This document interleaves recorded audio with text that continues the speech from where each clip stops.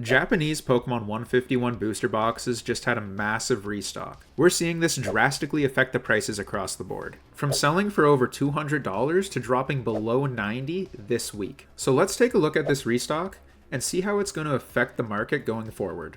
What's up, guys? Welcome back to the channel. Today we're going to be going into that Pokemon 151 booster box restock that hit this week. I guess it hasn't hit yet. Pre-orders are up. I think the restock is, in America at least, shipping around the 29th of this month, so end of April. I know in Canada I'm seeing like a drastic reduction in price. Looking at the graphs in America, you're seeing it as well. I've seen shops such as PokeNE selling these for like 80 USD, maybe even less. I forget what it was. Sold out like instantly on their website.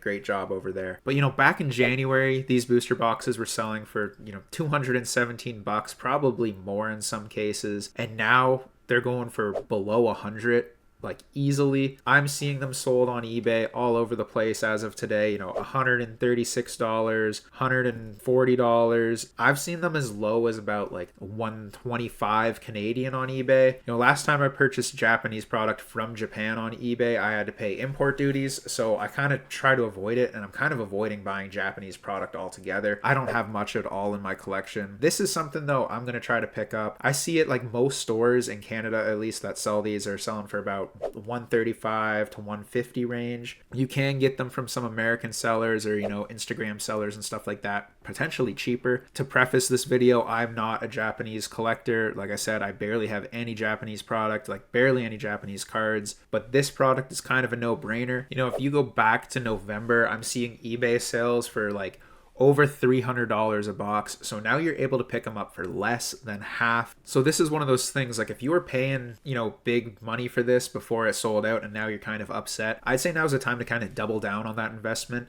If you paid, say 200, we'll talk USD prices. If there's any Canadian, I always do the conversions here on screen, but we'll say USD for now. If you're paying 200 bucks a box, 220 a box maybe, and now they're going for 90, I'd say buy more. Lower your cost average on this so when you sell them in the future, it's, potentially better. If these go to 350 bucks or something, let's say, and you were buying them for 220, you're making $130. But if you bought another dozen of them or another case at 90 bucks or 80 bucks, your average profit per box is going to be quite a bit higher. This is one of those sets. I've seen people say it's the most popular set Pokemon's ever released. I think it does have the potential. Again, with the English set, we don't have the Master Balls, and I think that is kind of the driving force behind this product. Personally, that's what would make me want to open it up rather than open up English 151. I was pretty upset, to be honest, when English 151 didn't have the Master Ball Reverse Holo. I think it's a little silly. You might as well have it. It's super cool. It adds an extra rarity to those common and uncommon cards.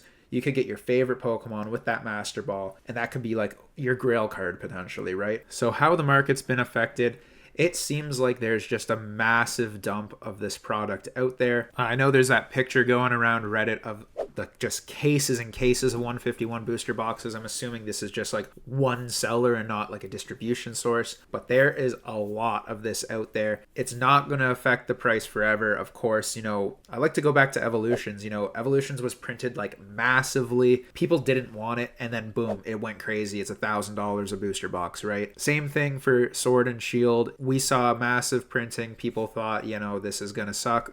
There's no point in investing in this. That is the case with some of the crappy sets. If you look at Darkness Ablaze, Vivid Voltage, Battle Styles, like there is an insane amount of that stuff out there, and there is not much of a reason to open it. That has affected the price. It's going to affect the price permanently. But this is a set that is going to be iconic. It's going to stand the test of time. It has things that you can only get opening the Japanese version. It's going to have good growth long term. English 151 will as well. I know English 151 prices have been very consistent and haven't really dipped too much. If anything, they've been rising. Personally, I'm not paying too much attention to English 151. I've said in the past, it's kind of a toss-up. If you look at last year, we had Crown Zenith as like the big Black Friday deal for 2023. For 2024, I'm a little conflicted right now because people aren't buying product, right? I'm positively sure that like Walmart has just like a huge influx of stuff at MG Holdings or whatever their distribution is for, ETBs and stuff like that. I really thought like, 151 and Paldean Fates were going to be reprinted for Black Friday. I still still think that's possible and probable, but I think they're going to do an across the board deal. They're going to have all sorts of like old stuff, not old stuff, but Scarlet and Violet era stuff that's just not selling and not moving as consistently. You know, still, like me, I'd rather buy Crown Zenith, or I'd rather buy Silver Tempest, Lost Origin, whatever, before I'm buying, you know, Obsidian Flames or Temporal Forces, right? Even before I'm buying Paldean Fates. So I think 151 is going to see a similar reprint. I'm sure it's like not the last we've seen of that set. It only kind of follows suit with what they've been doing recently. They've had to massively print the holiday sets, Shining Fates, Pokemon Go, Crown Zenith. The only one that was printed a bit less was Celebrations and Champion's Path, but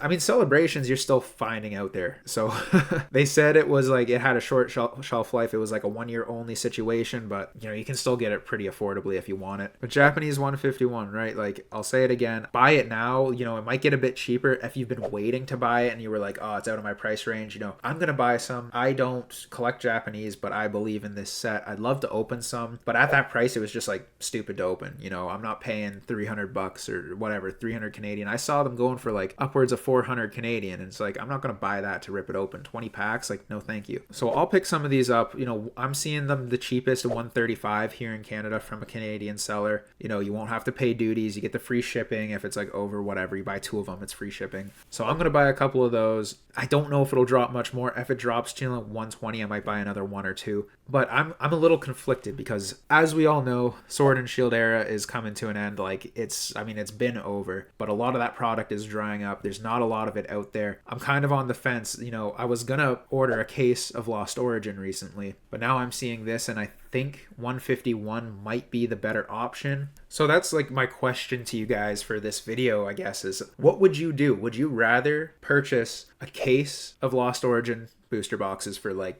what did I have, 860 USD, or you could get 12 potentially, maybe more, maybe less, but let's just take an average. What do you think the better investment is? I feel like Lost Origin, it's like a now or never situation. I feel like 151 might drop even further. It depends. Like I said, you know, the restock is kind of coming, right? Like, it's on pre-order, at least from what I've seen most places. It'll come out at the end of the month. Will we see the price drop even more? I mean, if it's 50 USD a box, potentially, I've heard people saying that if it hits 50 USD a box, you can be buying way more. You can buying like, what, 16, 17, 18 of them for the same price as a case of Lost Origin. Where do you think the yield is? What do you think is going to perform better long term, you know, say in the next 5 years? I don't know. You know, I don't get too into Japanese. I'm thinking of playing safe and going with the Lost Origin. You know, it'd be safe in my eyes, I guess. But let me know if you collect Japanese. Let me know how this is affecting your, I guess, portfolio, your investment, your collection. Are you selling? Are you buying? Are you ripping these open? Let me know in the comments below. All right, guys, that's it for today's video. I know I don't really talk about Japanese product that much, and to be honest,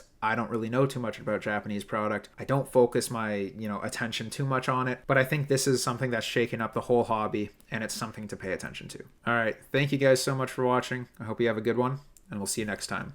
Peace.